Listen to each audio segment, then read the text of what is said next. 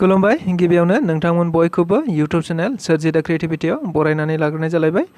दिनै दासिमनि माखासे गोनांथार खौरांफोरखौ नोंथांमोननि सिगाङाव फोरमायथिना होनो आवगायनाय जालायबाय। नोंथांमोना नायनानै मोजां मोनोब्ला लाइक खालामगोन, शेयार खालामगोन आरो चेनेलाव गोदान फैदोंबा साबस्क्राइब खालामनानै लागोन होनना आसा खालामनाय जाबाय। थ' बिदिब्ला जोङो दिनैनि दासिमनि माखासे गोनांथार खौरांफोरखौ मिथिनानै लानि। प्रमद बर' दैदेननाय आथिखालनि बिटिआर सरकारा सोलोंथाइ बिफाननि गासै 19,77 लाख रांखौ गुबुन गुबुन बायदि बायदि हाबाफारि खुंनानै मिसइउज खालामदों बाथ्राखौ बुंदों कास्टम बसुमतारी बिथाङा।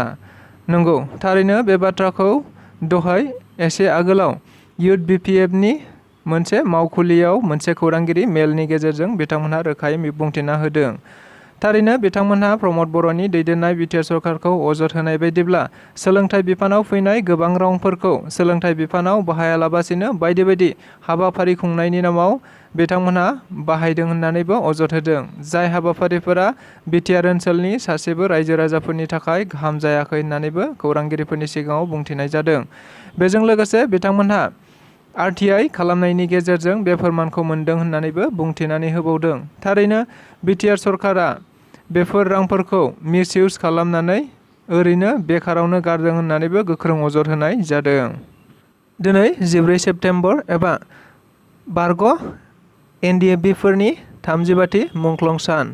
नंगौ, बारग' एनडिएफबिफोरनि 30बाथि मुंख्लं सानखौ लोब्बा लाखिनानै दिनैहाय गुबुन गुबुन जायगायाव गावस्रा गावस्रि थानाय गुबुन गुबुन एनडिएफबिफोरा गावबागाव जायगायावनो गावबागाव एनडिएफबि नि 30बाथि मुंख्लं सानखौ फालिनायखौ नुनो मोननाय जादों।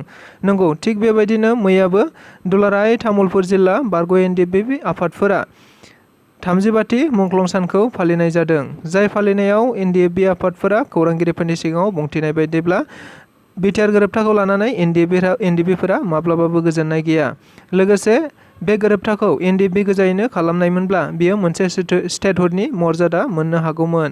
नाथाय दायो बिटिआर गोरोबथा खालामनायनि उनाव प्रमद बर'आ सान्थि फैबाय होननानै बुंबाय थादोंब्लाबो नाथाय सान्थिया फैयाखै। मानोना एनडिएफबिफोरनि गोबां जेंनाफोरा दासिमबो जोबनानै थाङाखै। लोगोसे एनडिएफबिफोरनि गायसनगिरि आफादगिरि रन्जन दैमारिजों लोगोसे गोबां एनडिएफबिफोरा दासिमबो जेलावनो दङ होननानै बुंथिनाय जादों।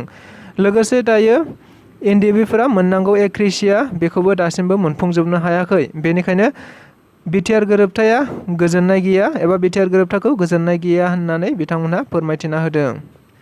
बिआर फेरेंगा एबा रनजित बसुमतारीया 2 नाम्बारि प्रफेसार। न'खराव माइरं दालि बायनानै होनो हायैनि थाखाय एनडिएफबिआव थांदों। नंगौ, बेफोर गोख्रों बाथ्राफोरखौ बुंथिदों पृथ्वी नारायण देबमेश बिथाङा। थारैनो आथिखालाव इउपिपिएल दोलो राजखान्थि हान्जाखौ बिथां पृथ्वीराज देब नारायण बिथाङा गोख्रों रावफोरजों फिनजाथाय होबाय थानायखौ नुनो मोननाय जादों।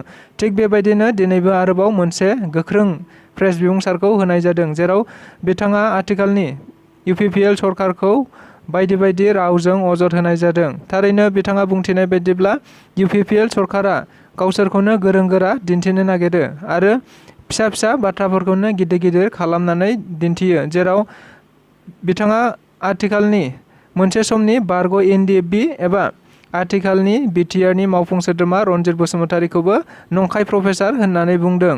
जेराव बिथाङा माइरं दालि बायनानै होनो हायैनि थाखायनो एनडिएफबिआव थांदों होननानैबो बुंनाय जादों। लोगोसे बिथाङा ट्रेनिं गैयै सासे एनडिएफबि होननानैबो गोख्रों रावजों बुंथिबावनायखौ नुनो मोनदों। बारग' एनडिएफबि इउनाइटेड फराम एबा एक्स एनडिएफबि इउनाइटेड फरामनि बानजायनायाव बाक्सा जिल्लानि सिङाव थानाय रुमहि साम'हाथाइनि गेवलां गेलेग्रा फोथाराव 30बाथि गावसोरनि मुंख्लं सानखौ फालिनाय जादों। जों बयबो मिथिगौ दिनै 14 सेप्तेम्बर एबा बारग' एनडिएफबिफोरनि मुंख्लं सान एबा गिबि मुंख्लं सान। थारैनो 30बाथि मुंख्लं सानखौ बिथांमोनहा खौसेयै एबा इउनाइटेड फराम अफ एक्स एनडिएफबि हानजाया मोनसे मेहेर गोनाङै बे सानखौ गाजा गोमजायै फालिनायखौ नुनो मोननाय जादों। मख'जाथावदि बे हाबाफारियाव बिटिआरनि गाहाय मावफुं सोद्रोमा प्रमद बर'जों लोगोसे लेङाइ गाहाय मावफुं सोद्रोमा गबिन्द बसुमतारी आरो गोबां दैदेनगिरिफोरजों लोगोसे बारग' एनडिएफबिफोरनि दैदेनगिरि आरो सोद्रोमा बिथांमोनहाबो मैखोमै बाहागो लानायखौ नुनो मोनदोंमोन।